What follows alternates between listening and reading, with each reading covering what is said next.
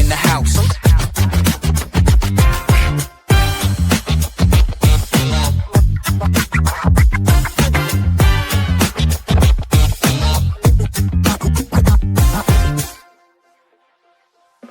Mic check 1 2, it's the Boba Joe crew. Mark Lennon, Johnny Sorensen coming straight to you. Talking classic eras, yeah we setting the scene. Films, games, tunes, toys, you know what I mean. From the old school vibe, feeling so divine. Boba Joe show, drop the beat so low. Heavy bass lines make your speakers blow. Kicking it classic, from heads to the toe. Yeah baby yeah, watch the Boba Joe show.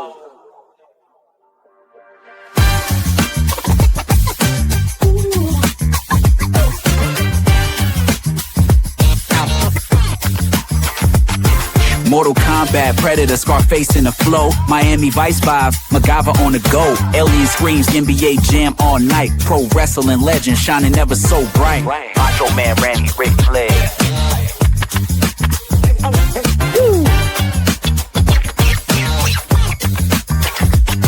Yeah.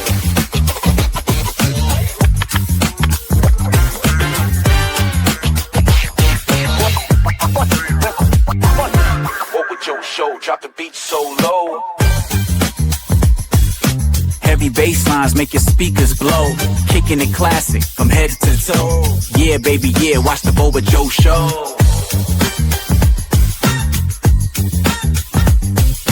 Action figures lined up, ready for the fight.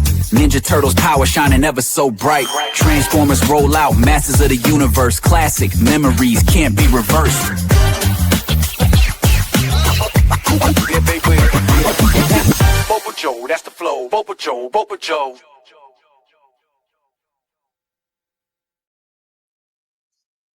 Welcome to Friends of the Boba Joe Show. Welcome, welcome. A nice T-shirt, very fitting for today's topic. It's all Avengers and the random Wolverine in there. I have the exact same shirt where they've switched out Captain America and it has Hulk, but he's in blue and they use the same ink and it has a blue Hulk on it. Some good retooling and recoloring there. It's not just the toy companies that do it. Hope everybody's keeping well. I'm back to looking and sounding like I usually sound. I no longer have my AI CGI machine making me look and sound like Gojitron. Oh yes. The gimmick packed in, no it's not rubber working masks anymore. Yeah, I'm just back to boring old Mark with his boring old voice. I don't have cool KARL voice, but you know, I'm sure we'll be hearing that voice again on the show sooner rather than later. Though, wearing the mask, doing the whole fake background, everything, just really impressive. Gojitron cosplay last week by Mark. Yeah, well, I put a lot of effort into it. Yes. You don't want to use half an ass. You want to use a whole ass if you're going to make an effort. That's the Homer Simpson tip.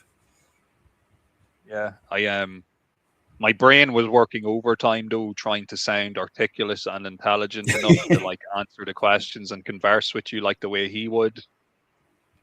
Well, that's my challenge. I have to try like engage with you each week, and like you're like lucid, whereas I'm like random information man going in 100 different directions, and then Gojitron's on like at a different level. He's like ascended up to like super geek god kaiju level.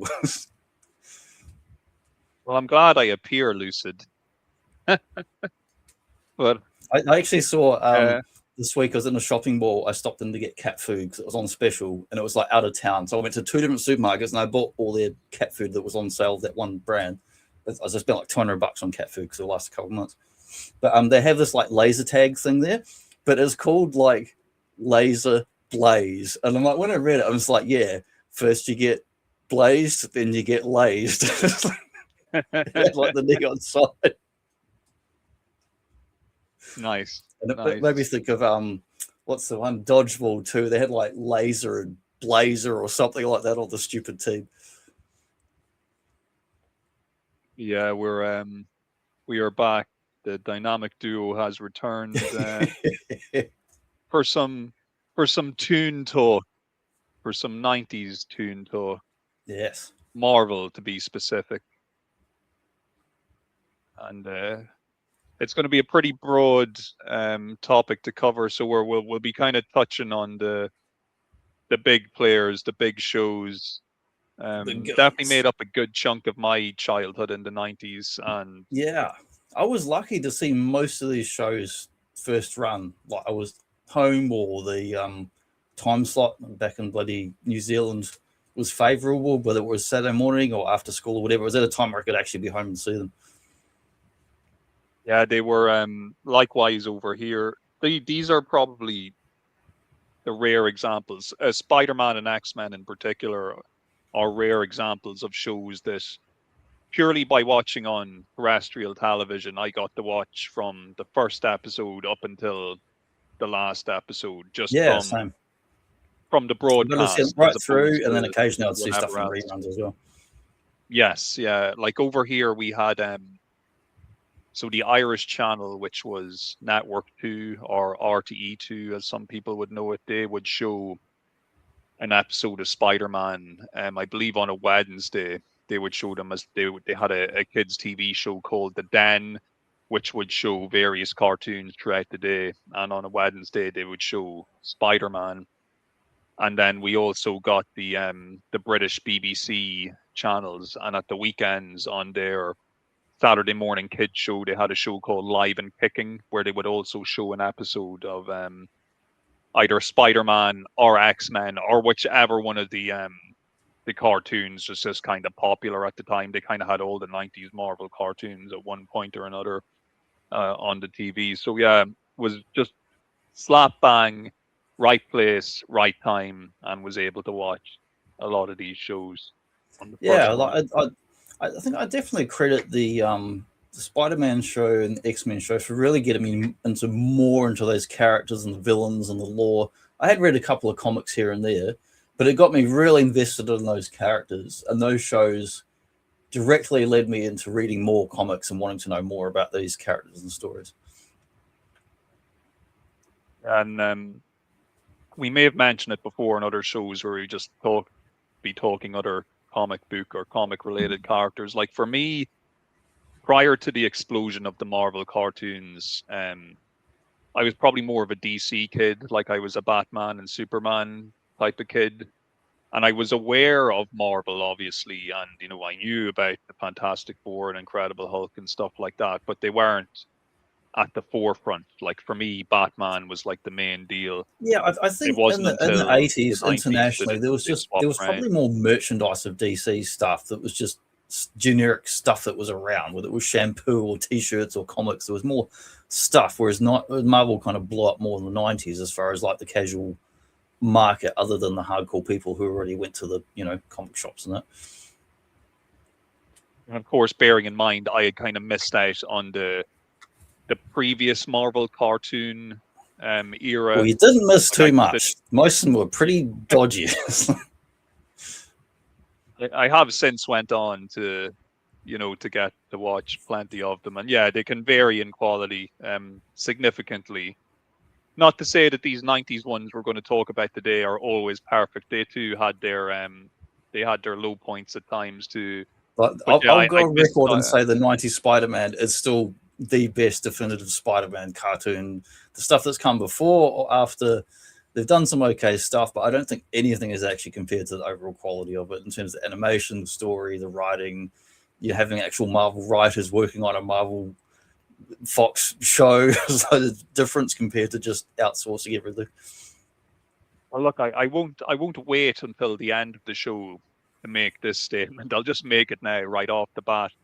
I think, when it comes to the on-screen presence of the Marvel Universe, I honestly think that these 90s cartoon shows did the best job and a much better job, in my opinion, in my humble opinion. I'm just not that really into the live-action Marvel Cinematic Universe. Like I've dipped my toe in it here and there, and sometimes it's been okay. They were much more faithful in this cartoon. 100%, yeah. There's always going to be certain limitations. Like, at the end of the day, it's a daytime cartoon show for children. So while you may allude to certain adult themes, you're not going to be able to explicitly show the stuff you could show in the pages of a comic book, you know. So yeah, well, you're not going to have Batman Animated busted open the doors of what was permissible with the network standards for that kind of PG-13 content, and both Batman Animated, X-Men, Spider-Man, all on the Fox network, and some of the same showrunners worked on multiple shows, so they did purposely go for that like 8 to 13-year-old audience as well as younger and older. Yeah, and boy, did they went after them hard. And you know, we've seen this before. I mean, we've spoken about the Transformers and various other kind of 80s properties where they would do the Transformers being another Marvel show. media. yeah, another Marvel show. But yeah, they do these multiple media launches, so you'd have a cartoon running while you have toys in the shops to sell to kids, possibly a video game tie-in, comic book tie-ins. Like, you're just pushing the brand. They had some comic tie-ins that were fairly crap, because I saw some back in the day, and they were fairly awful compared to the regular monthly in continuity title.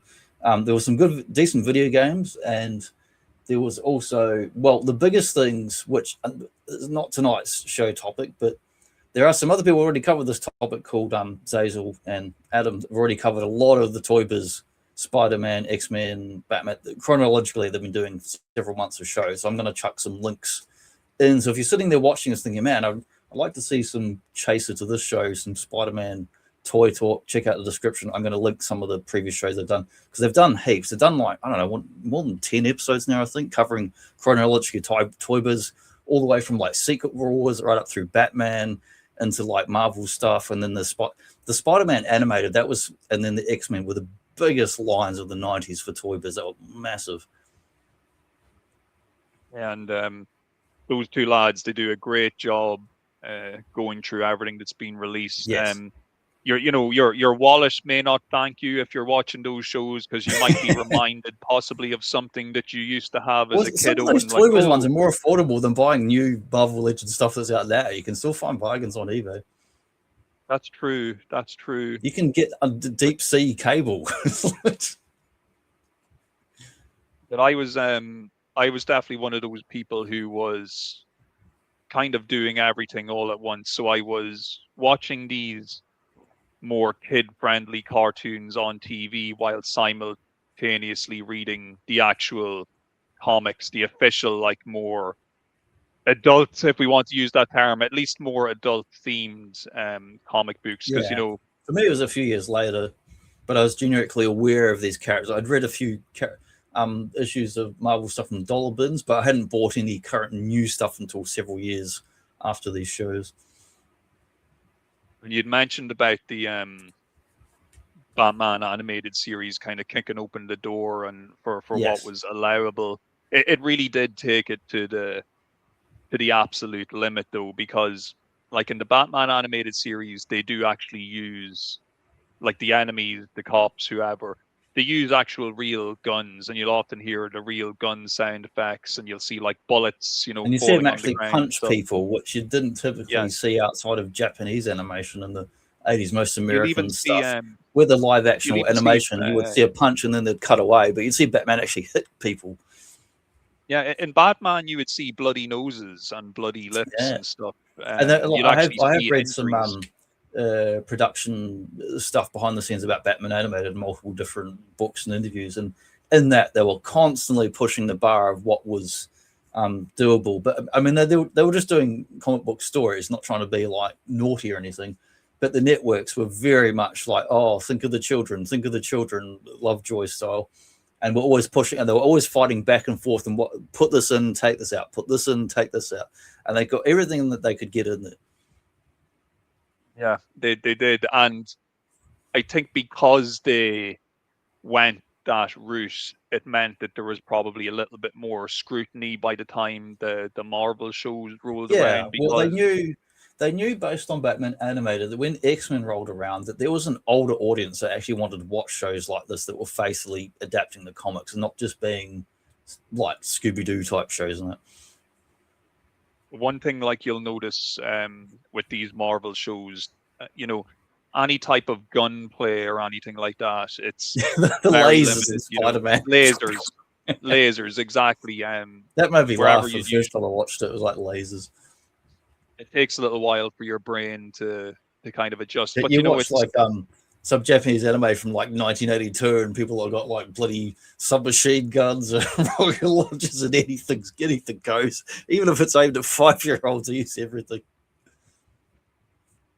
yeah, we've got our lineup here. I would say up until I was still watching in 1998 because I do remember watching a decent chunk of the Silver Surfer cartoon. Yeah, But by I saw half of '99, them, I and had missed a kind lot of of them. slipped They're in a off. weird slot. Yeah, X-Men was like solidly on TV all the time. Yeah, heavily when it first promoted in came out. reruns. When by the time I got around to Hulk, Silver Surfer, they were kind of like in not the best spots, not as heavily advertised. Still got some toy tie-ins and all that. Avengers United They Stand. I didn't even know that show existed until I was looking up shows for this decade. Never saw that. I don't know if it even played in New Zealand. I couldn't tell you. There's unfortunately no. You can't go on Internet Archive and see like TV Guide from the 90s in New Zealand. New Zealand's too small a country. No one cares to archive stuff enough. Whereas Spider-Man Unlimited, I didn't even know it was 90. I remember watching that show, but not that it was 99, because the end of that year was when I actually left New Zealand and came to Australia. So in my mind, I'm like, I'm still seeing my best mate. I'm hanging out with him. I'm playing Mega Drives and PlayStations and going to the arcade. And I would have thought it was 97, 98, Spider-Man Limited. I wouldn't have thought it was 99, because in my mind, I'm like, I thought it was earlier, but that was the year after I got out of school, basically, or finished and got out of school. Spider-Man Unlimited had a really short run over here. Yeah, it's very short. It was a weird show, but it was interesting and fun. I was just starting to get into it, and they took it off TV. They just stopped it one day, just as I was kind of I've got it saved on my hard drive. Like, I've watched the full run of it last year. It's a really strange show. It's pretty much like Batman Beyond before Batman Beyond existed. It's very similar formula. You are, I suppose, a little bit older than me. You were probably more aware of X-Men probably prior to the cartoon, I'd imagine. I knew they existed. Like, the cartoon was like almost my mate had rented. Hang on, let's type in what year was that first Genesis X-Men game? Is that before or after that? Hang on. Genesis X-Men 1990. Okay, so 93 was the first Mega Drive game, so that was after that started. But I remember him renting that and playing that, and it was damn bloody difficult. But in there's also the Konami arcade game, but I'm not sure that Konami arcade game. Hang on, let's not get ahead of ourselves, because I actually have a slide up here. Prior to the X-Men, go back to 1989. We had a pilot episode, and this precedes these other Fox Marvel shows. This gets a great pilot, which is on YouTube. If you've not seen it, go on YouTube, type in X-Men Pride of the X-Men. You can watch the pilot. It's quite good. The animation looks pretty awesome. Wolverine's Australian, which is hilarious in retrospect with Hugh Jackman and whatnot. There's a lot of things wrong with it, but there's a lot of things right with it. Like the art and the characters and the costumes are awesome. This pilot was what Konami used for X-Men, the arcade game. 6-player arcade game, which I played. I don't know why it didn't come out until 1992, because considering the episode was 89, but I guess there's a delay. 89 is kind of the pilot, and you're not going to see it till 1990 on TVs, particularly internationally. Video games going to take 6-12 months to make this game back then, smaller teams, whatnot. This game was amazing, but it used the art style and characters from the Pride of the X-Men, and it was just like something I was definitely aware of. I played a hell of a lot of this game. But X-Men were just blowing up big time. If you went to the comic shop, they had masses of titles. The animation show was going. They had an arcade game. They had got Genesis game. They had Super Nintendo games. They were just blowing up big time. But before we get into all that, I'll just jump back a bit here, because there's one current that runs, actually one single person that runs through the 80s into the 90s that was involved with most of these shows in some way or another, particularly X-Men and Spider-Man, and that is Margaret Loesch. She is a TV network executive who, anyone who's heard of Power Rangers or Spider-Man or X-Men, you've probably heard this name at some point if you've looked up podcasts or interviews. really interesting career. Like I've got just some bullet points here. So one of the most influential executives in children's family entertainment, founding president, CEO of Fox Kids Network worldwide in 1997, which and we look back and go, oh yeah, Fox Kids, that was a network, yada yada, in America. I don't live in America, but that network didn't exist. They made it up. It didn't actually exist. It's just a melange. It's just a combination of different things and syndicated networks and stuff and stations around America. They invented that network to put some of these shows and stuff on there. So it was quite innovative. It wasn't just chucking on Hanna-Barbera reruns and Scooby-Doo and bloody Dino Mush and whatever. Built Fox Kids into a powerhouse kids television network, expanding into Latin America, Australia, and the UK. It was very big in Australia and New Zealand. She played a crucial role bringing major franchises such as Mighty Morphin Power Rangers and X-Men animated series to audiences worldwide, which she also tried to do in the 80s, along with Stan Lee and Haim Saban. Anyone's watched Toys That Made Us episode about Power Rangers, you'll know that part of the story, that they tried to bring up Power Rangers in the 80s. Wouldn't have been Jew Ranger, would have been one of the previous shows, of course, back then. Led Marvel's television film production during its prolific period, executive producing many key animated series, including G.I. Joe, Transformers, and My Little Pony, again being Marvel and co-productions with, like Hanna-Barbera and whoever else, and bloody, there were co-productions. Like, you used to watch Transformers and you'd see that Spider-Man crawling on the Marvel logo at the end, depending on where you're with. The international versions would see that Marvel logo at the end.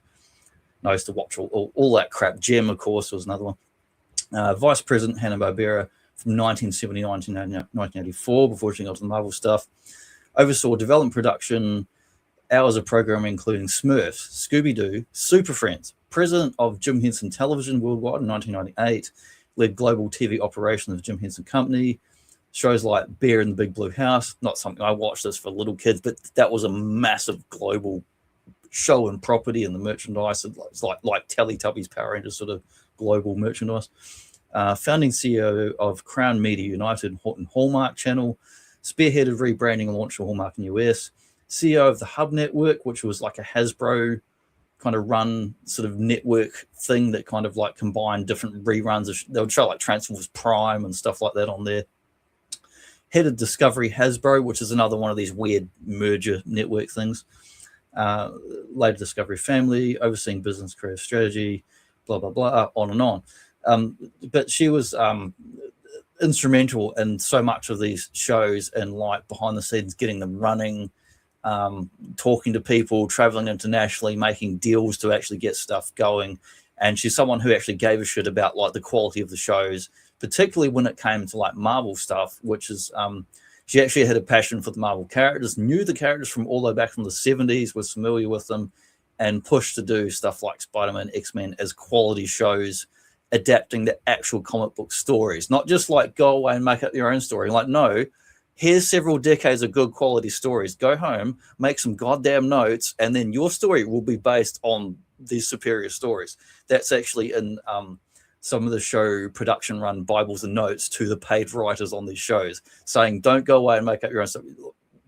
Go do research. Look at this actual what exists so far. This is what we're going with, and not just like we're not making another Scooby-Doo or Glow Friends or whatever. Well, she had her hand on a lot of successes there. Yeah, and she was probably the right person in the right place and time as well. Like to actually like push for quality stuff. She's partially responsible for that juggernaut known as the Hallmark Channel that we've all had to endure various times in our lives. Yeah, that was quite the career Miss LOESCH had. Yeah, so awesome. That's a nice book. Yeah, I've got this one sitting right here. But, I'm going to read a page out of this, and then we'll get more into the we'll cover the various shows and whatnot. Because there's this book I picked up last year, sort of half price on sale, and that's pretty expensive, these bloody coffee table books. So we're talking about before the show. Took a couple of photos just showing off some of the stuff in here. So they've got, these are like just animation cells here, like just pictures of them. And you can see that's like the background, the map background, and then your cell overlay on top with the characters and whatnot. And that this is just showing some of the reference material. This is, of course, generally X-Men in the 90s. That became the art style, was basically the model for this show, which is awesome because it's like when we get to Spider-Man later, the models for that were all based on John Romita's senior artwork. So they made very smart choices with good reference material. And they didn't stop there. They looked at early reference material. I mean, here you can see like Angel and was like weird old costume. It's like yellow and red before he comes back as Archangel and all that. Old Bobby Drake in a snowman form. And we've got Punk Storm, Nick Fury of S.H.I.E.L.D. So there's a lot of cool stuff in here just showing for like reference material. And we've got images of storyboards, and then we've got character models, Psylocke, Scarlet Witch, the old Wizard. It's not the Wizard, I just call him that because there was an older Marvel character called the Wizard before we had Quicksilver. Weapon X, Cannonball, Nightcrawler. Awesome book. Like lots of big essays going on about the different stuff. So that little image on the right there is actually the authors of this book. I'll say their names, seeing as I'm going to read a page out of their book. Eric Lewald and Julia Lewald. And I didn't know their names, but they worked on the actual show. They were part of the production staff, and they created this book many years later. So obviously they felt passionately about enough to actually make this big, awesome, like 300-page book. But I'll read a bit out of here because it gives a really good context of going back to Margaret Loesch, bridging the 80s into the 90s, the X-Men, the Spider-Man, that prior to the X-Men pilot that didn't go anywhere, but it was very hopeful that it was kind of inevitable they're going to do something good with the X-Men because there was too much good material and whatnot to not turn into something. But the networks back then were used to the 70s cartoons and real kiddie stuff. Not putting that down. There was some good stuff back then. It was fun.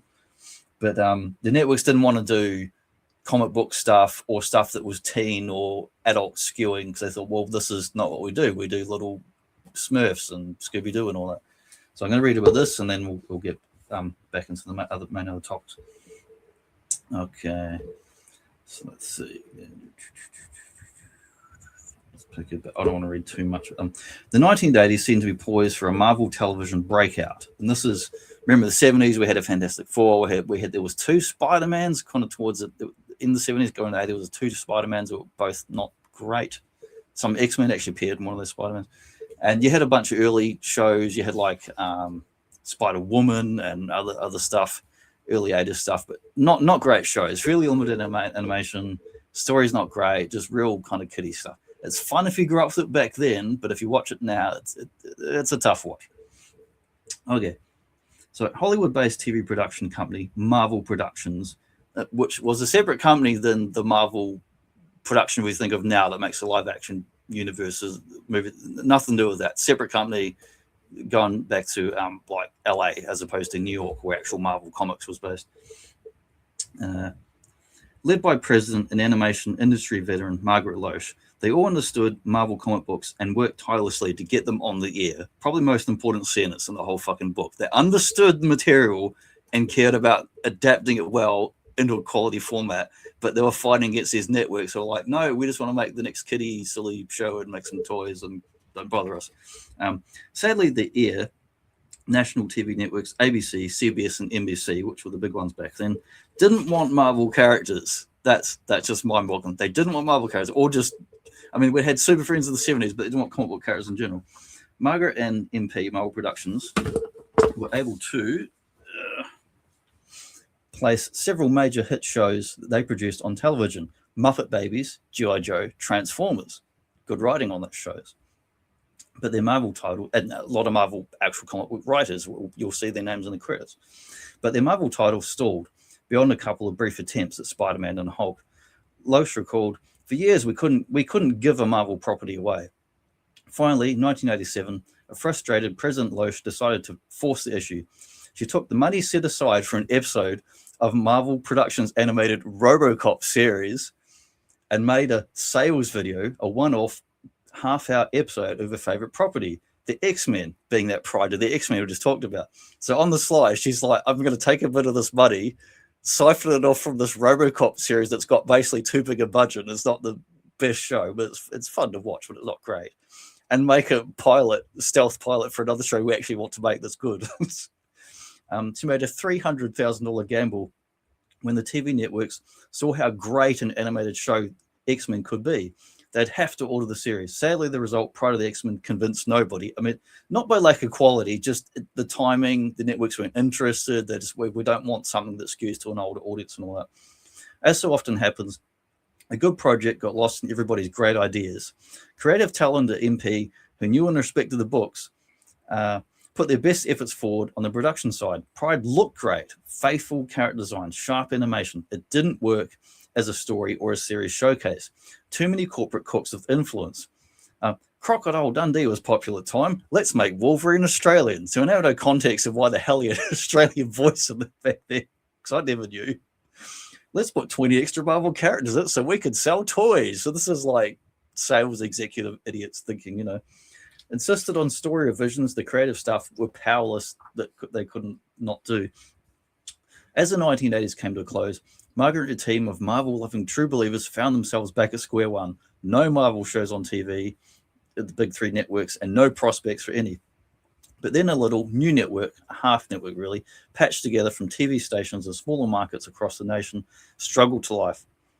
The Fox network, television network only aired programming for 12 out of 24 hours a day, but it had nationwide reach. In 1990, Margaret was asked to come on as president of the new Fox Kids division. She brought along her right-hand man, program developer Sydney, as well as producer Stephanie from their Marvel production days. So it's like, you know, you watch like James Cameron or Ridley Scott, and they've got their team, and they've made this good movie, and several years have gone by, and we've got a bunch of shits come out, but now we've got the gang back together, and we're going to make a new project and try and get something good out of it. It takes a while to ramp up a television network. The first season or two, Margaret showed old series, one quickly producible, as she prepped her priorities: X-Men, Batman, Spider-Man, Silver Surfer. So it's like, you know, gone for big guns. Batman had been a hit movie, like the 89 Burton one. So Margaret's bosses immediately okayed developing it as an animated series. Marvel titles were harder. Her boss, Jamie Kellner, looked at the X-Men books. Too dark, too adult. Didn't see them as kids' shows. There was little excitement from local Fox affiliate TV stations around the country or from advertisers who were all looking to sell their wares. And if it's, you know, we want to sell stuff. If it's not selling to the kids, it's a waste of our time. Where are the laughs? Other kids' shows have a goofy dog. Where's the goofy dog? Kids will never get it. Margaret kept pushing the show for months. Finally, as she told me, and this is the author of the book's voice here, my boss asked, "You're not giving up on the X-Men, are you?" "No, I'm not," said Margaret. "Would you bet your job on it?" "If it fails, you're fired." "Yes," replied Margaret. And that's not like a, yeah, that's like a genuine thing. That's like, yes, she literally bet her job on it succeeding. So Margaret bet on the X-Men once again, this time with her career on the line. The series was a go. Now to find a TV production company to produce it. She wanted someone she could trust. Stephanie Graziano had worked for Margaret as a producer at MP and then as a programmer at Fox, but she was far more experienced as a producer. Stephanie had recently quit Fox to form her own studio, Graz Entertainment, with her husband, fellow animation producer Jim Graziano, where the name comes from. Knowing the X-Men project was there to be won, they quickly hired top former Marvel Productions artists and had talent in place to make a good show. So they're getting that gang, getting that team together, knowing that the conditions are going to be like more favorable this time. As Stephanie told us, "I was at Fox and Jim was still at Marvel Productions when he decided to open our own pre-production studio, Sunbow," familiar name for Transformers fans, "an established animation studio, helped us get started and gave us our first two series, Conan the Adventurer and My Little Pony, both pretty well-made shows. But running our own place was something we always wanted to do. When we looked at trying to secure Fox's upcoming X-Men, we thought that winning the job would be about the players we had to offer. So we brought in Will and Larry and all the creative artists who had been so passionate at Marvel Productions about Marvel properties, specifically about the X-Men. Even though we were putting them on other shows for a while to keep them busy, because like in the animation industry, you're working like seasonally, and then there's a dead time where you've got no job and no income, no nothing. So you'll take whatever comes along if there is something. We had conversations with Fox deep in around X-Men. There was going to be a benefit to having a creative team that was so experienced and so passionate. It gave us great credibility about being able to design and draw X-Men. Who else would you go with? Haim Saban of Power Rangers fame came in with his larger organization, Saban Entertainment. And of course, they're famous for doing all those 80s show jingles and having the rights on the cartoon theme songs in the 80s. To supervise the overall project from beginning to end. It took months, and he was also very, very good businessman at selling international rights. So that was a big thing he was good at, as well as doing things on a cheap budget. It took months, but Fox Kids TV family had a business plan in place for X-Men. Luckily for me, I'd recently served as showrunner on the final season of Beetlejuice at Fox for Margaret and Sydney, where I used college buddies, Mark and Michael Edens, as my main writers. Evidently, the folks at Fox thought that we transplanted Tennesseans with the right tools for the X-Men job. When the green light was given to do X-Men, Julie and I got that late night phone call. That's his wife, of the author of the book. Sydney had asked me some days earlier to commit to Fox to do a season of Attack of the Killer Tomatoes. Definitely a forgettable show, as a trick to lock me in for the year. Without mentioning X-Men, Margaret was being secretive as they built the X-Men animated series creative team. The next morning, February 1992, I entered an expansive conference room on the top floor of the Saban building in California. The meeting was hosted by Fox Kids TV's Margaret and Sydney, whom of course I knew, but was full to bursting with perhaps 25 people I'd never met, all crowded around a massive square table that filled the room. Project partner Saban, his staff, there was the Marvel Comics team from New York, X-Men comic book editor Bob Harris, longtime media executive Joseph Calamari, and Stan Lee was there. There were folks from the chosen production company, Graz Entertainment. There was an excitement in the air like I'd never felt in my 7 years in the TV business. And this is like 3 or 4 different lots of companies coming together in the same place at the same time, who, a lot of whom already knew each other, who had previously tried to do Marvel shows in the 80s, previously tried to do Power Rangers and stuff for the 80s, and they're kind of thinking something's going to happen this time. There was the excitement there I'd never felt in my 7 years in the TV business. X-Men, it didn't have the animated series as a subtitle yet. It was evidently a big deal for everybody involved. Marvel, a much smaller company than today, was pleased that Hollywood was paying for the animated television rights to one of their properties for the first time in a while, because they didn't want it to have nothing to do with comics or Marvel. And Marvel went bankrupt in the 90s, of course, famously, when they were selling off flight rights to bloody Fantastic Four and X-Men and all that. But they was also concerned, given Hollywood's lousy track record, their number one selling book at the time, being X-Men, might not be done properly. In fact, Saban's first pitch for the series was horrifying. As our supervising producer Will remembers, the Saban people had consulted with Stan Lee prior to the meeting. And Stan is, he's not a comic writer at this point. He's a salesman at this point in his career. He's there to make a buck, not to worry about the authenticity of the characters. And most of these characters, he goes on record as not knowing who even are. He knew the original X-Men of the 60s. He doesn't know these characters at all. Saban people consulted with Stan prior to the meeting and sold Stan on the notion we needed to do a conventional little kid show about 2 guys in a van looking for mutants. That could have been the show right there. That could have been Scooby-Doo fucking X-Men right there. That could have been terrible. Super Friends and Scooby-Doo all over again. The version of the series they pitched at the meeting was that Professor X and Cyclops were going to be in a van with Cerebro and an animal sidekick cruising the country fighting mutants in a Mutant of the Week show. I mean, that's the Hanna-Barbera version right there. That was when I thought, this is where we got to draw the line. Luckily, cooler heads prevailed. For Haim Saban, this series was a jump into the big leagues for his company, getting his name on a national television network's pet project. And I mean, that's his aim as a businessman. He doesn't give a shit about his character. He's like, I want to get my name out in my company. I've got all these rights for shit. He wants the rights and, global international sales and shit. For Graz, X-Men was the way to make the reputation. If they performed well, there would be many more series assignments to come. For lifelong Marvel fan Will, one-time Marvel Comics penciler, many-time animated series supervising producer, this was his chance after the failure of Pride of the X-Men. It would not be easy for X-Men Animated, as all network TV shows back then had a premiere date in early September. That gave the creative team 7 months to develop, write, storyboard, cast, hand paint, animate, and edit 13 half-hour shows, fixing inevitable flaws, and of course sending it off to Korea where it's animated, like they do with the Simpsons and Transformers, to get it all done and finished. Batman the Animated Series had begun development a year earlier at the massive Warner Brothers studio. They had been given 19 months for the same amount of work that was afforded and at least double our budget. To the same amount of work, and half the time and less the budget get these shows out there. It's crazy.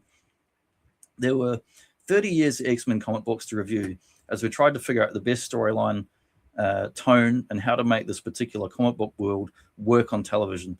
Julie and I and half the writers had no previous familiarity with the material, which works to their advantage because they were good writers and they're making it fresh, not just being hackneyed stories.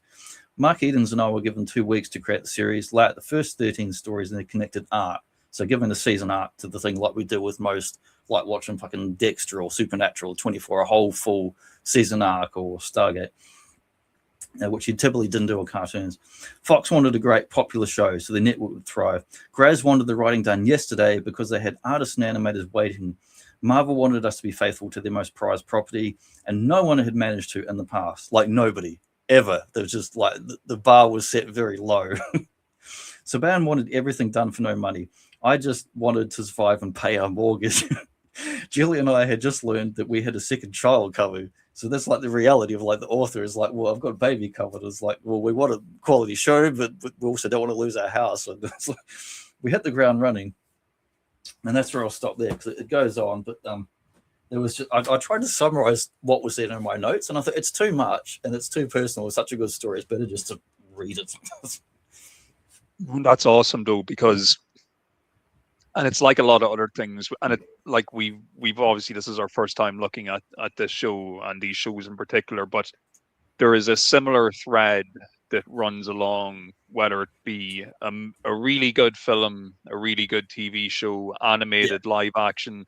If you have somebody that understands and actually likes the source material and appreciates it for what it is, and who's willing to actually fight to keep the integrity of what it is, that's what makes the difference between a good show that people will still talk about decades later and just a lot of the forgettable drivel that makes it to TV and to movies. And like, I was actually like, I was pretty enthralled listening to everything you were saying there, because look, obviously, like everything else, I try not to stumble over myself because it's quite hot and I get a very dry voice reading that. Oh no, man, I really appreciate it. I genuinely do, because, you know, obviously on the weeks leading up, I've been watching these cartoons and, you know, watching the odd little YouTube video about them here and there and reading Wikipedia, but to hear it read, the words from the horse's mouth, so to speak, to hear it kind of read from an authentic source is the thing, you know. Yes. That's what I love watching those videos too. But when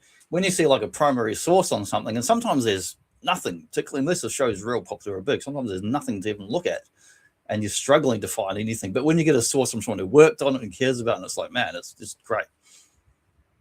Yeah, and the passion is there, you know. Yeah.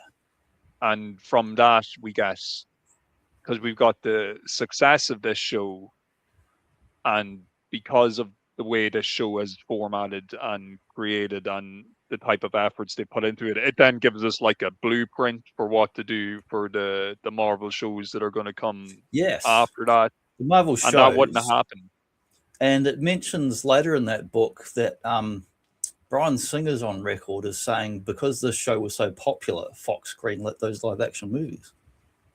Yeah, well, you know, when you watch the original X-Men movie from the year 2000, it's quite a similar, almost kind of setup to the pilot episode of the X-Men animated series. They just replaced they just switched around, like, you know, instead of Jubilee being on the run from her parents, it's Rogue that's the trouble. Yeah, well, it goes from prior to the X-Men, we had Kitty because she was the 80s teen character. By the time we get to 90s, it's Jubilee because she was not as well known, but she is in the comic books, which I didn't know until I read some of them. But she's like the more 90s, you know, character, different outfit and whatnot. And then they substitute in the first X-Men live animated film, it's Rogue, but she's basically performing the same role as Kitty did in the 80s stories. Yes, yeah. She's in that same role with Wolverine. And, you know, the reason at the beginning of the show, the reason I kind of asked you, had you know, any knowledge or had seen anything to do with X-Men before the show? Because I figured you would have. Random comic, but I wasn't versed in the lore and all that, you know. Like, I really was like a total X-Men virgin, to put it any other way. Like, I did not have a clue. So when I first I started didn't know who watching Cable or the Bishop show, were, or time yeah, traveling stuff, or Days of Future Past, and when all that stuff comes up in the pod. I just knew there was like Cyclops and Wolverine and X-Men and X-Factor and X-Force. I'd seen them, the covers in the shops and read the odd issue. yeah, like I had no clue of pretty much all that stuff you just named. Like the show was my original proper introduction beyond just Yeah, it seeing was the for odd, me like, too. still As well or as seeing ad. random issues of stuff, the show was my first proper introduction, seeing the more cohesive world, and And like I said, there are limitations and restrictions placed on you when you're making a kid show, daytime TV like show. But Wolverine, he's always scratching the wall when he gets angry, and I used to laugh yes, about that. I'm like, even as a kid watching that, I'm like, oh, that's because he's not allowed to like mutilate people on TV, but he yeah, can we're going decapitate to see lots robots. of them. He's going to rip your clothes off with those claws, Yeah, but he's not going to cut you. yeah. You know. You can beat up aliens and robots, but not people on kids' animated shows. But you know what? When you've got strong writing, good storytelling, good voice acting, you can forgive these things. Like you can kind of just put that to one side. And They if you've work got a within the decent enough limitations very well. story, you can work around it. Exactly. Yeah. Like you can, you work with what you got. And They did my an awesome job with it that. become like the combination of these Jim Lee issues, the X-Men, and then this animated series. That's like my X-Men when I think of them, and they're not just a team; they're like a family. And I mean, if you follow the law, they got the gold team and this team, and I get confused about all the different teams and groups. But to me, I just think of the characters, and they're like a family, and they squabble and they fight. Like Fantastic Four, they fight with each other as much as they fight with the villains.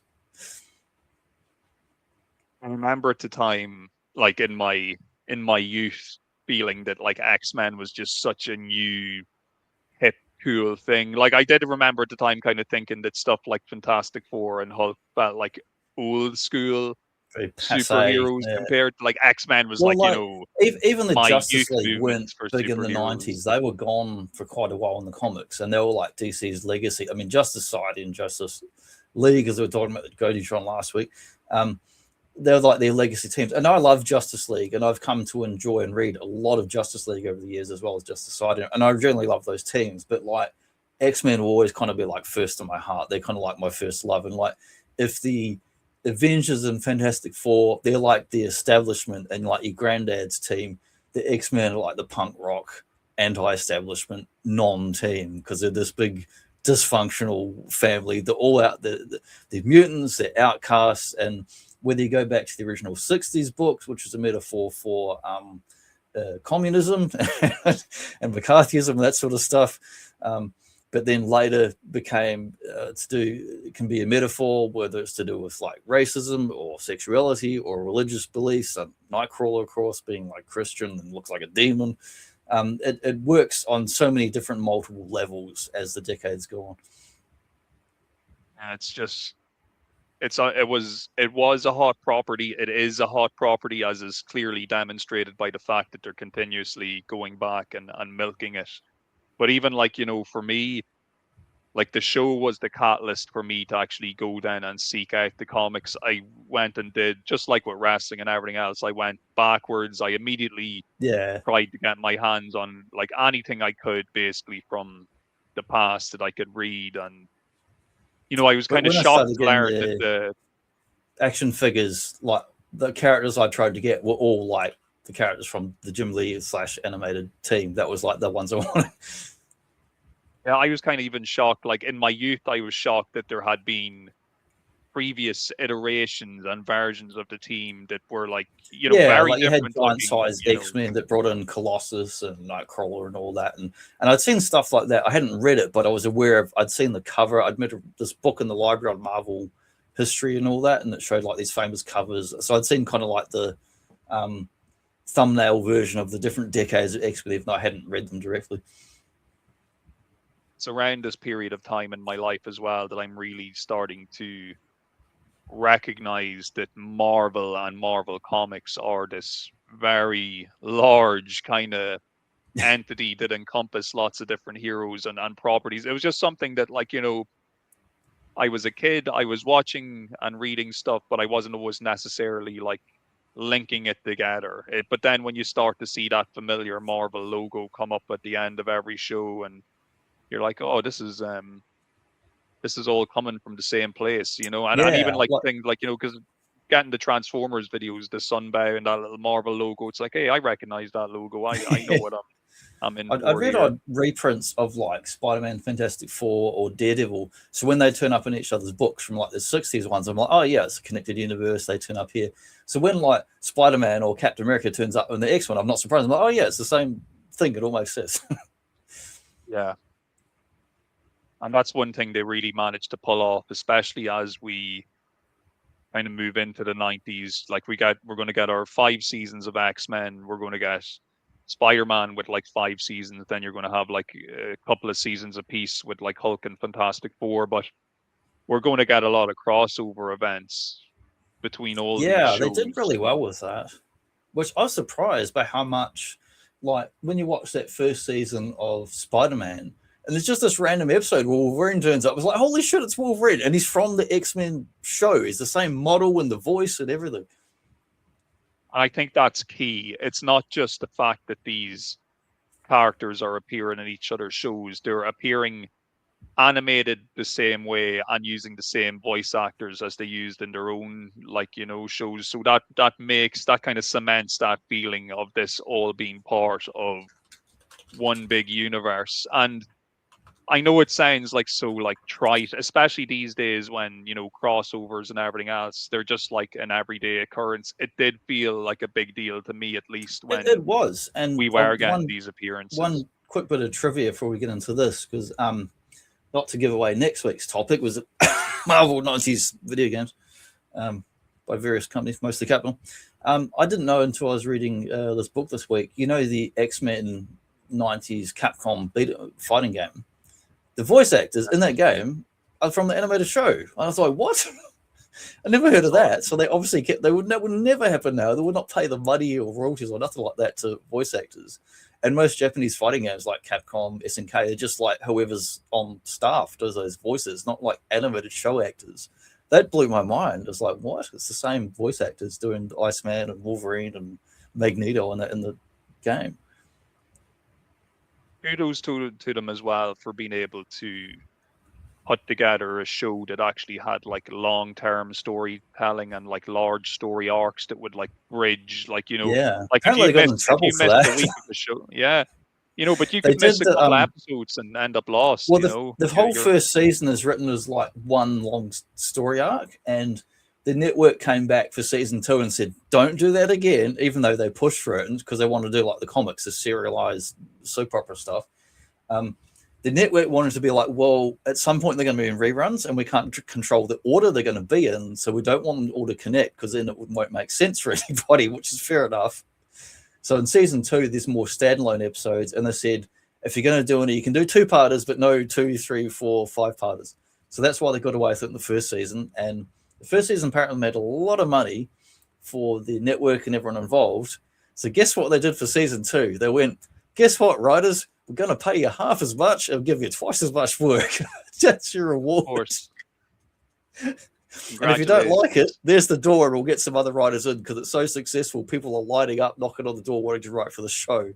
So that was very mercenary. That was Haim Saban, very mercenary business. You know, look, I have my previously on X-Men here under my name for this week's show, but that's because, like, you know, you became dependent on that previously on X-Men to remind you what happened the week before. Do you remember, or if you missed an episode in the older shows, it would be like, greetings, Spider friends, it's Stan Lee here, and it's another episode of Spider-Man. You know, his voice is on lots of old shows in the same way that the old Marvel bullpen letters page and all that would be in his voice. That was going to be on this show. And he wanted to do that, and other people wanted to do that. But all the writers and production people went, no, this is not going to be a kiddie show, and you're not going to introduce it and all that. And that was actually almost killed the show. As in, they were almost going to like walk away and be like, no, either that, we're not doing that, or we just don't do the show whatsoever.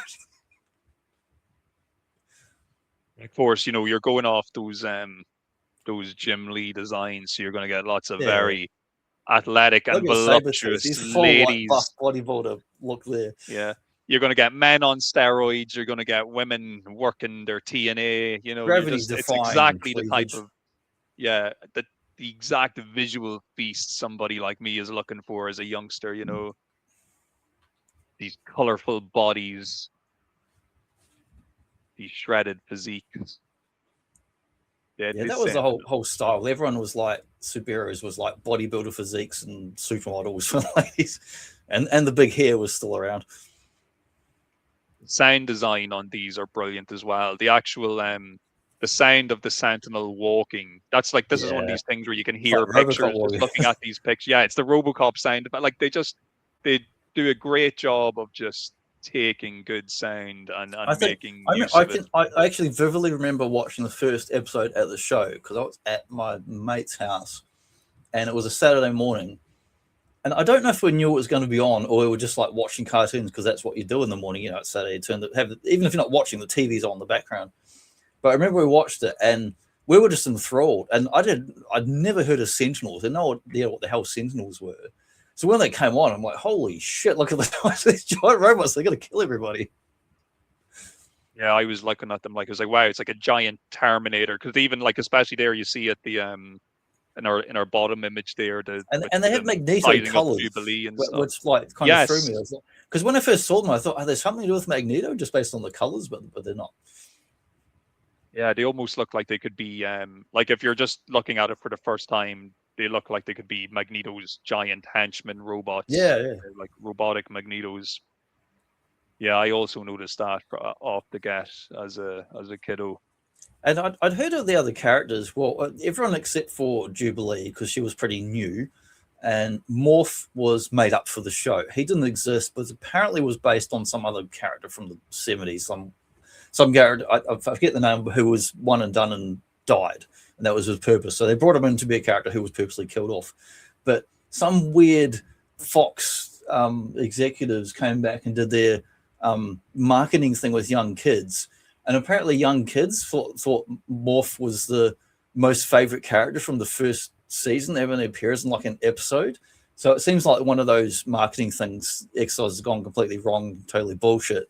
So the executives forced them to write him back into the show into the next season. Have to explain how he's not dead anymore. Maybe for the kids, they just enjoyed the gimmick of being able to mimic and change your form. It makes me think of that one of the Simpsons where it's just like Ralph Wiggum and he just likes pressing the button no matter what's on the screen. Like that seems very much like what their marketing thing was like with kids. It's a fantastic pilot, though. Yeah, excellent. That first episode, brilliant.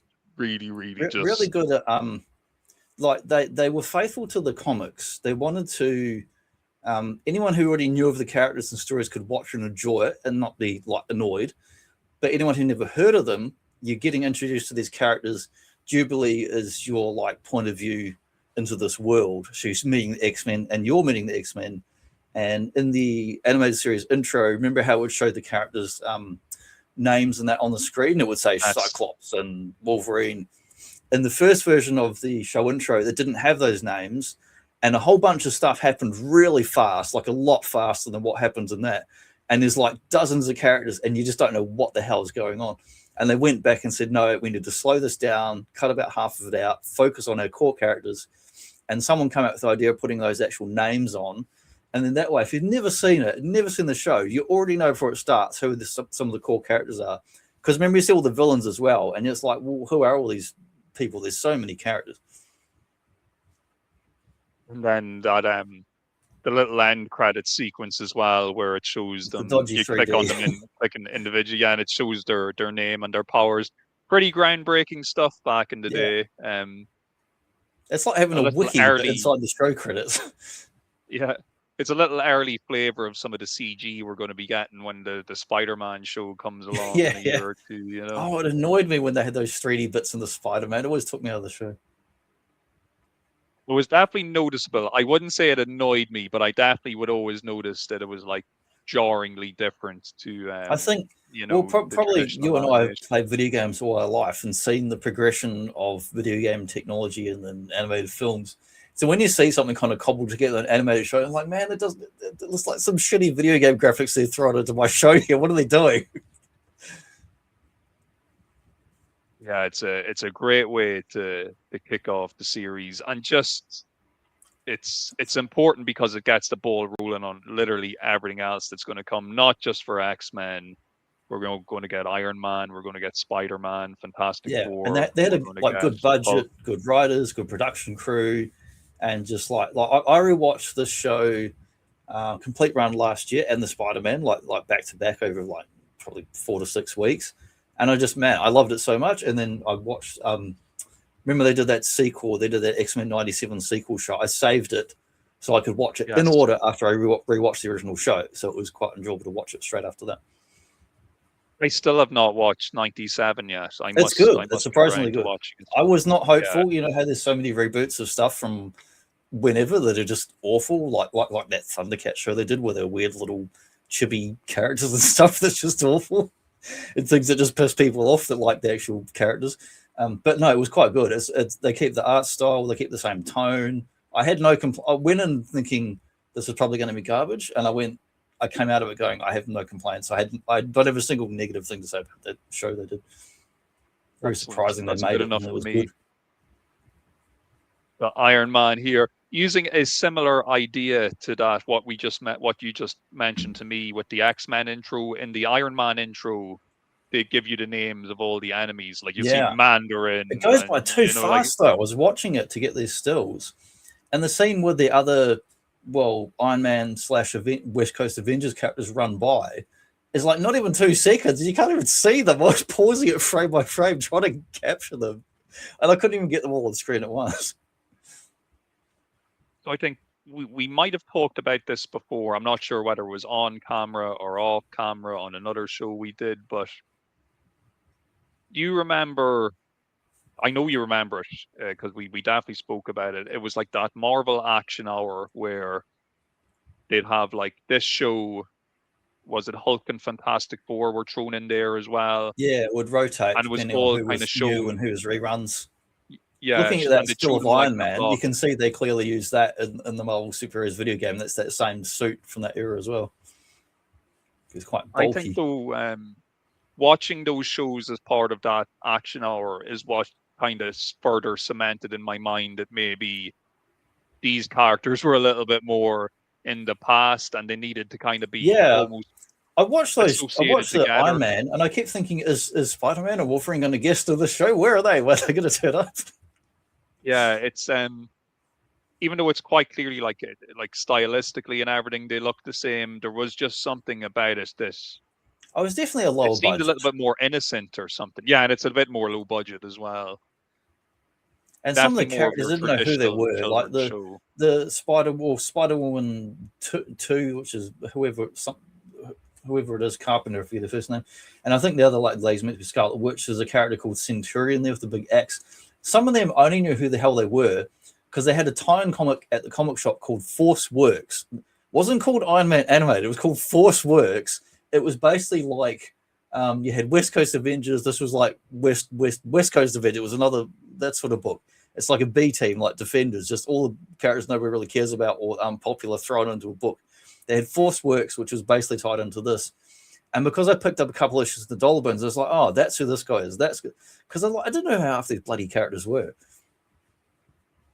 It's weird, like, because this show was probably it's one of the weaker ones of the ones that we're Yeah, going to look I at. still Like, watched it because I was like, oh, cool. It's a comic booky thing. yeah, it's strange though that even though it's quite a like it's an okay show. It's not great, but It's the like guy it's like who middle of the road. It's like average. Yeah. yeah, the Iron Man though will go on, like the Iron Man from this show will literally go on. He's going to appear in Hulk. He's going to appear in Spider-Man, and he's going to be like a significant player in Spider-Man as Yeah. well. Same dude doing the voice and everything. It's just unfortunate that his own show was kind of just It's a not lot on the more level. exciting than Smurfs and Scooby Doo reruns when you've been seeing that for like a decade as a kid and not much else. Yeah, it's still it's a short run as well for Iron Man, isn't it? Compared to the Yeah, other it's shows, not, they it's only do a not that season, many I think. episodes. Like Spider-Man and X-Men both had full season arcs and a good run. Every other show that wasn't those was a lot shorter because they just weren't as popular. Yeah, it definitely took the more traditional kids show formula where it's like, new enemy this week, and what special gadget will I need to attach to my suit to beat the new enemy type of deal. Like, I'm probably going to try and rewatch this one in full again this year, even though I didn't particularly love it the first time around. It's one of the few shows I haven't gone back to rewatch. So, of course, next up we had Fantastic Four, and I had an idea who this team was when the show started. And again, I saw this at my friend's house. We were watching it together.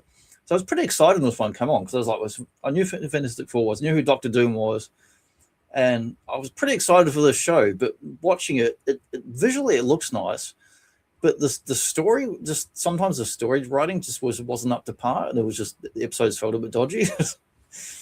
Yeah, it's a funny thing. I was nearly the opposite. I kind of, when it was on TV at the time, I wasn't that fond of it. But then when I went back last year and rewatched it, I just knew they were Marvel's first like real team and group. Like, before Spider-Man became popular and the company mascot, Fantastic Four were representative of Marvel in the way that 90s X-Men became Marvel.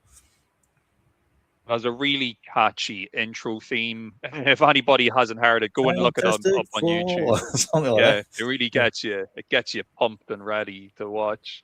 The second intro they did like later on was a bit better. The first one was kind of, but like the animated sequence, they did a better one later on that kind of showed off the characters and the villains better.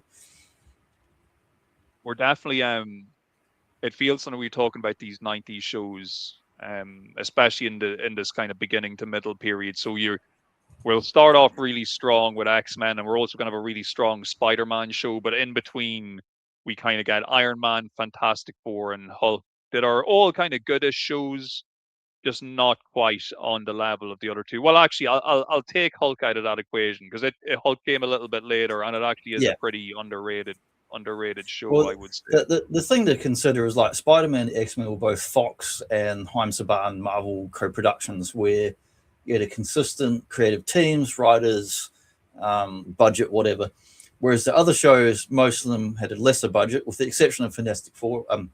Silver Surfer, apparently they had a bigger budget, but even though it only lasted one season.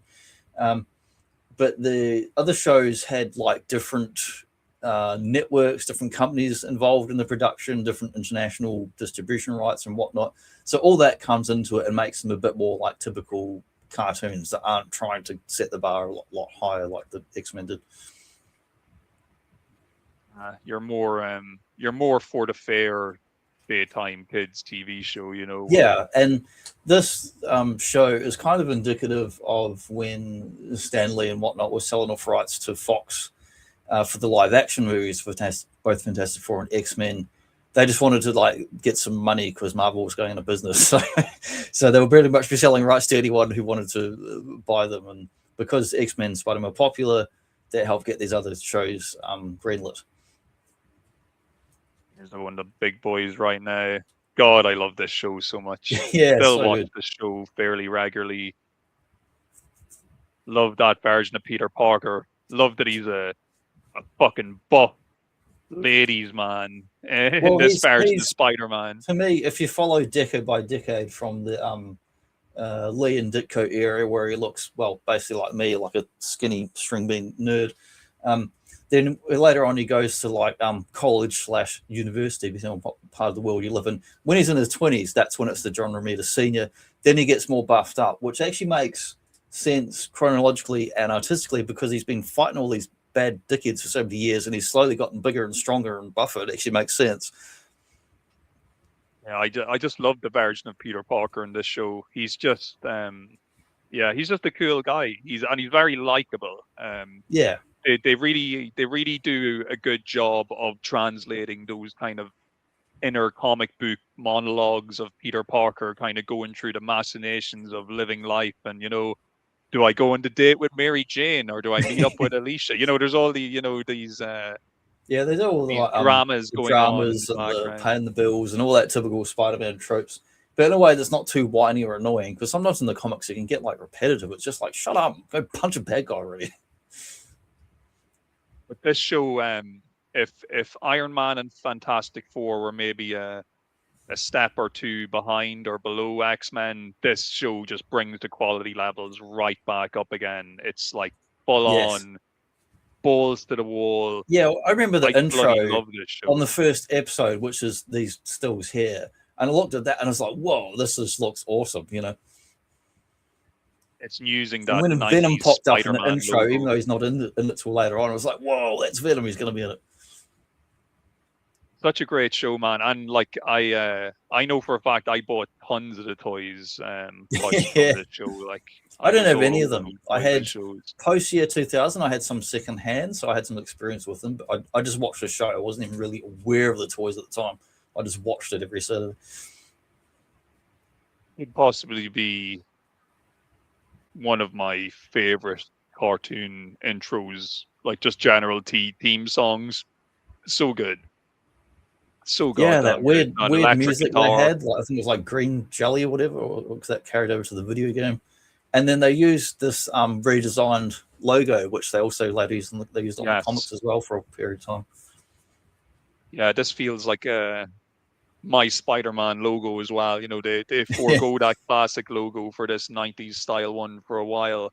Yeah, I didn't know what a deal it was until I read the comics for so many years, and I was like, oh wow, this logo is just in this short period of a few years, and then it's gone again.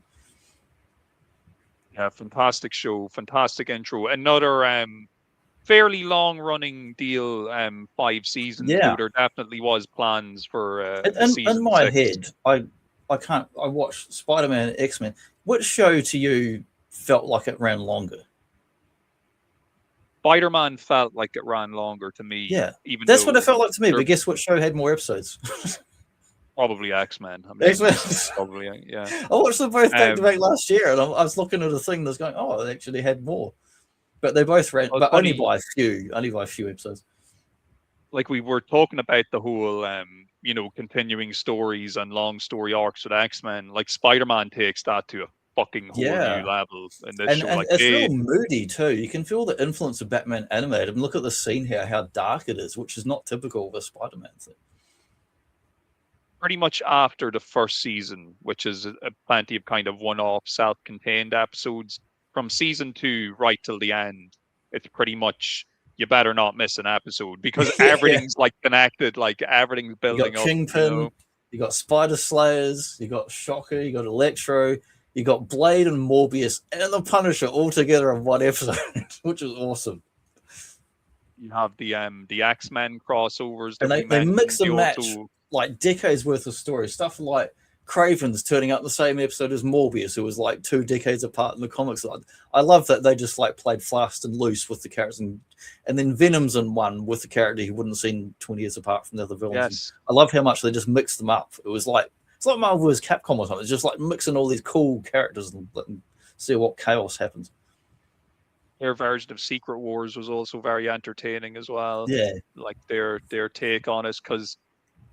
And you're going to. I actually like. It's funny how much of a hypocrite I can be when it comes to how harshly I judge the movies compared to these cartoons. Because sometimes they'll make like a storyline change in a movie, and I'll be like, "Well, why the fuck are they even messing with the source material, those bastards?" Whereas in Spider-Man, they mix up the timeline so much, but I love it every time. Even it just the way works so well in the show. They introduce Hobgoblin before Green Goblin, and it works. Yeah, that was weird. Into the show first, just because the toy was out, they needed to have the character on screen. But what's that live action one? Where the live action one where there's like 3 Spider-Mans? I'm like, no, one's enough for a movie. What the fuck do you need 3 in one movie? It's too many. Of course, we would guess though our multiple Spider-Mans for the finale, wouldn't we? When they do the Ben Reilly turns up. Ben Reilly turns up as the Scarlet Spider. And the 6-armed Spider-Man turns up again for the second time after we had our regular one who'd become the 6-armed Spider-Man. I had the toy of that, the 6-armed one. I briefly mentioned that there were plans for a 6th season because, they do kind of leave us on a cliffhanger. Mary Jane is still lost. Kind of a shitty cliffhanger. So one complaint about the show is how it ended. Yeah, it's an odd one. It's definitely abrupt, very abrupt way to. But if you ignore the ending, which is just a cliffhanger, that's really like, it's no different than watching Stargate SG-1. It's like, oh no, they go older here again. They got to kill Earth. stay tuned next time, Bat fans. It's just a typical soap opera cliffhanger. But everything leading up to that was fine. Like the contained story arcs and that were really good.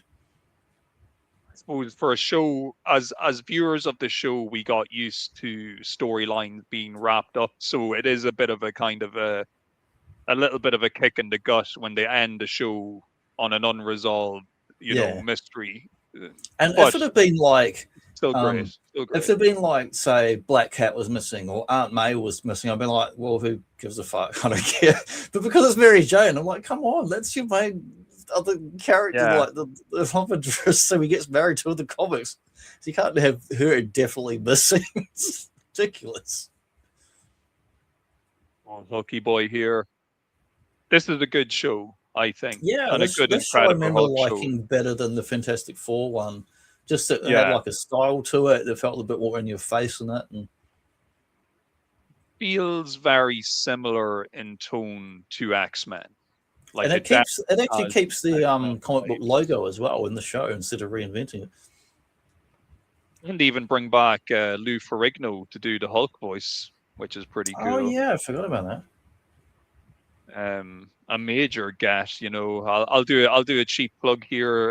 If you just want to listen to Johnny and Gojitron talk about that old Incredible Hulk show, there's an episode in the archives there.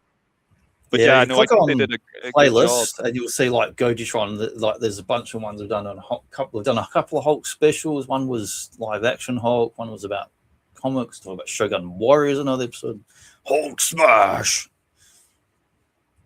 Hulk is like the perfect hero for a weekly episodic cartoon because apart from the whole, you can do the broad long story arc of so Dr. Banner, he wants to eventually get a cure and just be a normal dude, but you can kind of park that to one side, and then what you've got is each week it's Hulk fighting a new type of monster, beating the shit out of each other, lots of destruction, lots of army chaos, and it just works perfectly for a cartoon. Yeah, it's really, and like that is the Incredible Hulk in a nutshell. Anyway, like even in the comics and the old TV show, it's a bit like that too.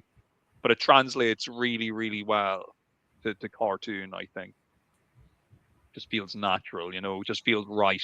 Yeah, flip a car over, rescue a girl, solve a conspiracy, and then go to the next adventure like Kwai Chang Kane and Kung Fu. But at the same time, they will reward you for having watched not just this show but the other shows, because once again we're going to get Iron Man showing up and it's going to be the same voice actor, and we're just going to see the Fantastic Four and a couple of other crossovers. She-Hulk, of course, comes into the show, and of course she'll go back to Fantastic I'm really Four as well. This one again. Yeah, no, they just actually is this on the Disney? This is not an endorsement in these streaming networks. Spend no money, people. Is this on the Disney thing with all the Marvel shit or not? This is on the Disney. Because it's one of the ones that's harder to find to watch somewhere. Yeah, I'm not going to lie. Like caving and paying for a month to watch it. A lot of the reason I just have Disney Plus is so I can watch these shows. Well, a lot of the stuff I've got saved on a hard drive from years ago from torrents, where I've just grabbed them and saved them. Yeah, I really enjoy this Incredible Hulk show. Just like the tone of it. It's probably a decent look at what the X-Men show would have been like if they'd listened to what the network's demands were and made less about a continuing story and more about week-to-week action. And look, it works. Like I said, it works perfectly for the Hulk. You might have like Leader or whoever, Abomination showing up regularly, but Abomination, Leader, or bloody what's his name, Thunderbolt. There's already somebody chasing him or after him. But it works. It works. It's almost got that A-team style. The army's always after the A-team, just like these guys. The intro is really cool. It's very stylized. It has all the military turning up and explosions and stuff smashing, and he's running away and smashing stuff, and he's like, "Leave Hulk alone." Silver Surfer. This is where I had started to like maybe started to drop off the radar a bit. I do remember this show being on very briefly on terrestrial TV, and then it just kind of disappeared. So I'm guessing it wasn't that same. popular. I saw some of it first run, but not all of it, because it was just I think it was Saturday morning, but I was getting a bit older, and I was probably going out of the house and going to see mates' house instead of just sitting at home watching TV.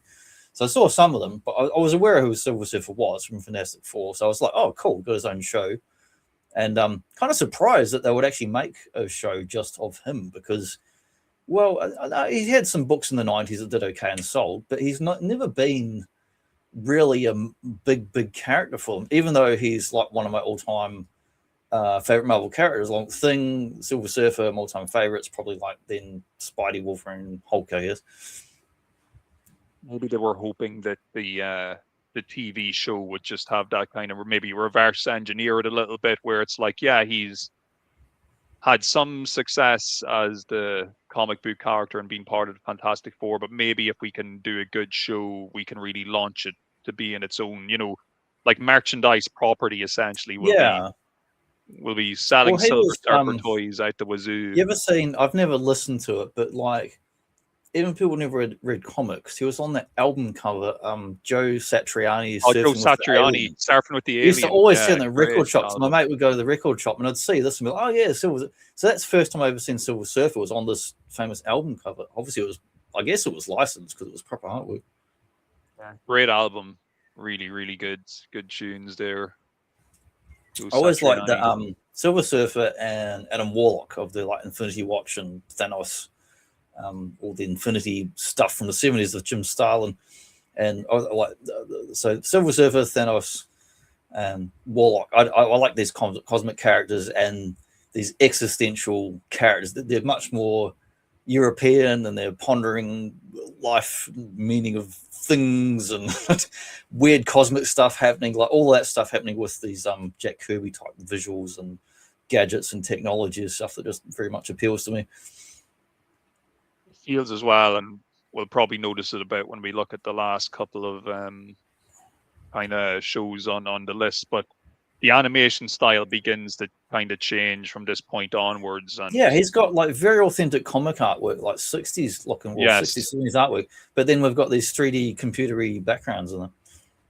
Yeah, a little bit reminiscent of some of the CG stuff we saw in Spider-Man, but it's starting to head in its own direction, or at least it's improving. It's looking better, but it's still a bit dodgy looking for CG of the era. But apparently, it had quite a larger budget and too big a budget, as in they like kind of wasted money and didn't make it back again.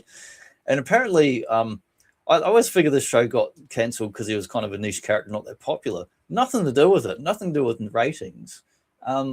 Saban and Fox and Marvel were all basically like suing each other at this point in time, and that's why the show got cancelled. So it was legal dramas behind the scenes, nothing to do with the quality of the show or the ratings or advertising whatsoever. Just got cancelled because they couldn't work out their differences behind the scenes for contracts. And this is now where we're kind of entering into the era as well. Yeah, as we look at this, actually, I just addendum to the other one before we get to that. One of the reasons you'll look at the this is kind of the B team of the Avengers here. It's kind of part core Avengers, part West Coast Avengers again, really. And then because the intro sequence shows all these dudes, like, oh, it's Wasp, it's Vision. I love Vision. Hawkeye and his like most 90s outfit era with the floppy blonde hair poking out. And then at the very end of the sequence, for like half a second, it scans up and it's like, here's Iron Man, Cap, and Thor. It's like, oh, wow, these big icons. Guess who was supposed to get their own solo show, but they didn't because of the legal dramas we just mentioned? I'm going to guess Captain America. The guy that turns up in all the other shows. Not Iron Man, the guy next to him. Yeah, I was thinking Captain America. Captain America was meant to get his own solo show in the way Silver Surfer did, but because that got cancelled and because of the legal dramas behind the scenes, it was proposed and meant to be like, we're going to be doing this next, but then because of the legal mumbo jumbo, didn't happen.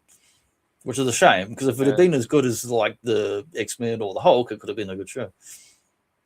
Could have been, and it's hard to know though as well. Like once again, I'm trying to think back to my childhood thoughts on this. I definitely remember considering Captain America as being one of those from the past superheroes that just seem somewhat like he's like dad's or granddad's type of hero. Now obviously that's me that's a child's view of it. Like as an adult, I totally get why you'd want to see like a solo Captain America cartoon. Yeah, well, It's a shame that all Capcom knew what the to do with legal them. They issues put them came in their up. games. Yeah, because once we get into this era of, properties being split up and sold off, and This one show I studio never having the saw rights. back then. Every other show I saw most, if not all of these first run. This one I didn't even know it existed until a few years ago when I was Yeah, looking up different yeah. shows they'd done. I briefly don't know if it remember played in New seeing Zealand. like a clip of it. Yeah, it was never really something that was on regularly scheduled programming, at least from It what might have I been in remember. a dead time slot, or it might have been the end of '99. I left New Zealand, went to Australia, wasn't watching TV, so it might have been around that time as well. But I never saw an ad for it. Never saw promotional materials. I was going to the comic shop for years. I was aware of Spider-Man, X-Men toys, of course. Marvel vs. Capcom arcade game was out. I was buying action figures based on Marvel vs. Capcom from Toy Biz. Never saw anything to do with the show. At this point, I think as well, just the cartoon landscape has really changed. Like in 1999, we've kind of moved far beyond what was kind of popular. Like we're Batman led into definitely moving out of Animaniacs, Tiny Toons, and yes, Warners. We had the superhero kind of renaissance of the 90s. But then by the end of the decade, we're moving back into like kind of wacky animal shows and coming up on Nickelodeon and Cartoon Network, Powerpuff Girls, SpongeBob's around the corner, stuff like this coming up. yeah. We're getting away from the violent action heroes and that. Yeah, back to more kind of comedy stuff, really. Yes, comedy and whimsical stuff. But some really good shows like Courage the Cowardly Dog, some weird stuff as well. Yeah, it's they're still trying to pump the stuff out, but it's the legal wrangling and everything else going on behind the scenes is starting to and this show did the worst of any of those shows. like as far as like the quality was not great, and it just kind of bombed. I can kind of understand. I can see how it could happen. Like it might be a bit shocking to say now, but at the time, there was just a lot of other things competing for your eyeballs. They did a much better show years later. I might quickly look up. No idea what year it was. I've watched it. Avengers animated shows. They did another one years later. Let's see. Post. They did some fairly dodgy one-off movie ones. Iron Man, Marvel Zombie. Oh, here we go. Earth's Mightiest Heroes, 2010. The first 2 seasons of that are fantastic. The later ones just go awful and not worth watching. I don't know if different writers or shenanigans, but the first 2 seasons are amazing shows and they are so worth watching. I've got at least the first one on DVD, and they're just like straight up like 60s, 70s hit after hit of like Avengers stories. The characters feel awesome in it. Hulk feels like the best version of Hulk you've ever seen in animation. You get loads of guest stars turning up in the shows as well. From that, it feels like a spiritual successor to the Spider-Man and X-Men shows of this era. Let's check it out. I'm sure it's up on the old Disney as well. So, and when you hear the voice work in this show is amazing. Every character sounds perfect. Captain America sounds really good. Hulk sounds really good. Wolverine sounds really good. Yes, I said Avengers. Wolverine turns up now and then, and he sounds like the '90s Wolverine. Yeah, that's what I want to hear. That's a raspy, grisly voice. 90s Wolverine. I noticed also these shows really set the standard for the voice actors. Even when it's a completely different voice actor, they all obviously got with throwbacks to, if you watch these other animated movie specials years later and subsequent shows, they go back to these 90s shows for the style and tone of how they do the voice. X-Men actually had a pretty good follow-up show, not the sequel one. There's one called Wolverine and the X-Men. That one is quite good and worth a lot too. And he does a really good Wolverine voice in that. Yeah, that's you unlock the memory there. I do remember that Wolverine and the X-Men show. It was like 2000 or 2001, is that right? Yeah, it was surprisingly good. Yeah. It was almost kind of capitalizing off the popularity of the Bryan Singer first X-Men movie. Yeah, Bryan Singer, and then of course Grant Morrison, of course, did a memorable run on X-Men, so they're kind of different highs and lows when they were popular again. And then our final show of the decade, Yeah, this is something now. I know I'm always like, oh, I want to go back and watch this stuff.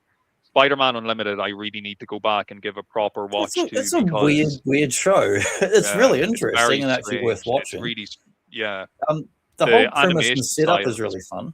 really, yeah. It's so different to what we got previously with the 1994 show. Now, maybe I'm misremembering some things. It was slightly more risque, maybe, than the previous show. Like they It were was definitely with the going for more like, I mean, you had like MTV's Liquid TV. I forget when Spawn Animated debuted, but you had that. Batman Animated finished and gone, but we had kind of continued on to JLA. And then, of course, at some point we got Batman Beyond. This show is kind of like Batman Beyond. It's like, even though it's yes, technically a Peter Parker, it's like a alternate universe / near future kind of variant universe, slightly different costume. And strangely, the background characters are like the Wondergore animals from the High Evolutionary and stuff from like Avengers and other 70s stories. Like really weird mix of characters. You got a crazy looking goblin there with like Batman symbols on his pants for what reason I don't know. Really strange show, but unique, interesting, and quite different. And it's worth a look. Some of the episodes that get a bit kind of, some are quite good and some are kind of duds as far as episode to episode. But it is a show actually worth a watch. yeah, I'm definitely going to go back and revisit. It was on TV for like a painfully short amount of time. I Yeah, remember, like, and I felt saw like it it too. I was saw running some of for a this few too, weeks. but I never saw that Avengers one. There's something niggling in my brain that kind of tells me that it might have Well, been it a had little Venom bit and Carnage in more. it as well, Definitely had Carnage. There was a Carnage episode I do remember watching. but It they were felt a slightly little bit. different, like Um, stylized, like different looking. yeah, it.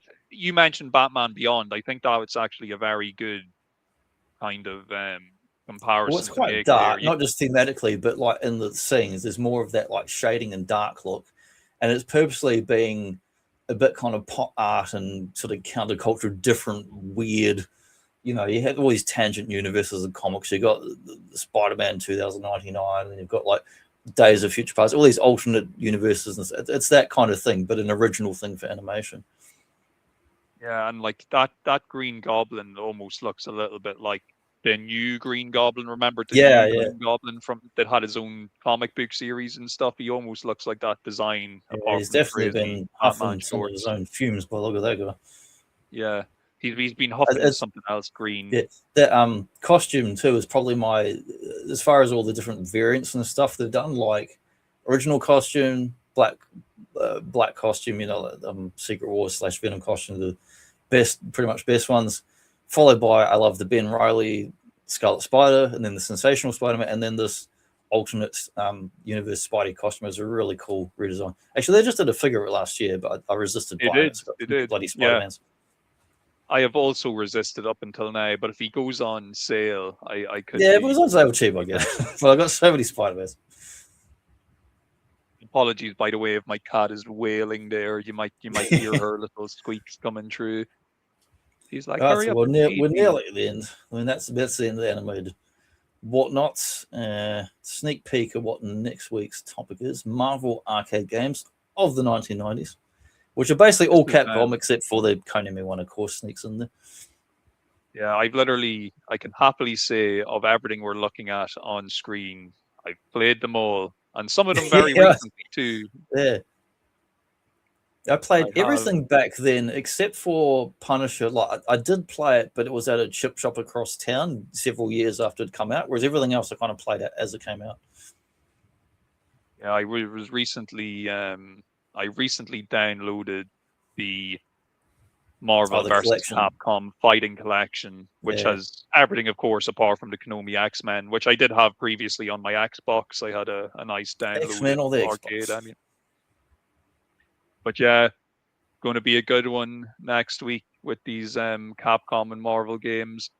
I want to know though, folks. You know, give us your give us your memories of these '90s Marvel shows we discussed. Obviously, you know, X-Men and Spider-Man were the heavy hitters, but let us know, did you have any fond memories of Incredible Hulk, Fantastic Four, Iron Man, or for those of you who are maybe of a slightly older vintage, how did these 90s show compared to your previous decade shows? The Did you best, think Jerry. The best. Were they the best? Were they too much? Were they not as likable as Take their you like classics? Definitely two-frame let us know. 60s Spider-Man nonsense. And if you have happened to have watched a lot of them or most of them, do you agree with my opinion that maybe they did the Marvel shared universe a little bit better, or at least differently, or handled it better maybe than the live action movies? Look, that's a whole other thing. I don't want to get into mudslinging, but yeah, let us know what you think, folks, because So I do have a really bonus do want section to know. just to wrap up. I'm going to quiz you. We've got some trivia. It's going to be lightning round trivia, and then we're going to finish up and go home and play some video games and read some comics. 2 seconds. I've just got to bring up the other thing on the screen here. So, what Marvel animated series started in 1992? That would be the X-Men. Let's see. Correct, X-Men. Most of these are pretty easy, but we're going to go quick. It's going to get tricky. What year did Silver Surfer start? Well, I'm going to say 97, 98. 98, Woo! Correct. Right here there. What 2 shows were part of the Marvel Action Hour? Has to be shit. I thought there was 3, but I'm going to go with Incredible Hulk and Iron Man. It was Iron Man, Fantastic Four. Close. That was the first version, but when a show would finish it, they would rotate out and put something else on reruns or first run, whatever. So it did rotate through different shows. So it's kind of multiple answer there. What 1999 Spider-Man series took place on Counter-Earth? This should be pretty easy. Yeah. Spider-Man Unlimited. Thank God for my memory. Correct. What female hero joined Hulk in later episodes? The Hulk? Correct. Who was the leader in Avengers United They Stand? I'm going to go with Captain America because he's standing in the middle of the opening. It was the Falcon. No, and I didn't know that one because I've never seen that show, and I can't even the clips on YouTube are like 1 minute. There's nothing to watch. What was Spider-Man trying to do in the final episode? He was trying to stop.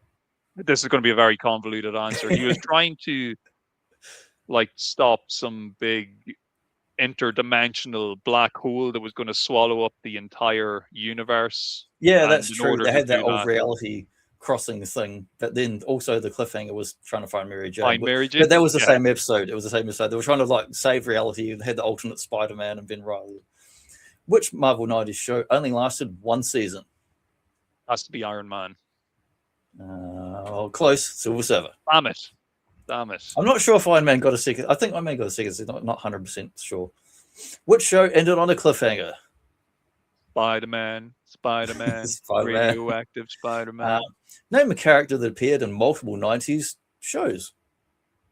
I'm going to go Iron Man with that one, though. I know I know Spider-Man is the correct answer. Well, it's actually both. There's both. Yeah. Bit of Spider-Man and Iron Man. And you could also say Wolverine and Captain America. Yeah. Which network aired Marvel cartoons like Spider-Man and X-Men? I'm going to go with the Fox Kids. Yeah, Fox Kids. That's the one. What does Fox Die do? I do not know. What does Fox Die do? Kills its targets. Hey. There we go. What unit did Solid Snake belong to? Oh, God. How do you get tricky? Jesus, I don't know. Put me Fox out of my Sounds. misery. Yes, God, my God. There we go, Fox Sound. God. Don't confuse Fox Die, which is the drug, the Fox Sound. What unit did Fox and Sox belong to? The Alpha unit. Fox Sound. I made that one up. I made that one up for both. Which Fox caused the most trauma for fans? The fantastic Mr. Fox. Answer: Fox Kids canceling Spider-Man. It's like every answer is like Spider-Man. Which mission was never completed? Finding Mary Jane. Yes, you got it. Yeah. That's a trick because it could have been Solid Snake again. Could have been. Oh, there you go. A winner is you. Woo! Yeah, Land and Legend. One. Take that, Sagat and M. Bison. Look at all those different multicolored sprites, Yeah. I do like a And bit of repaints. as your prize, you not only get a trophy, you get a take-home action figure, the Fox Kids Nice. Termination Unit Edition. Time to pull the Cosmomania. plug on all those cartoons. Yeah. Includes Fox Star Ejected, and then the graves down the bottom, Silver Surfer, Spider-Man, and Avengers. Game over. Yeah, Solid Snake's going to terminate these shows.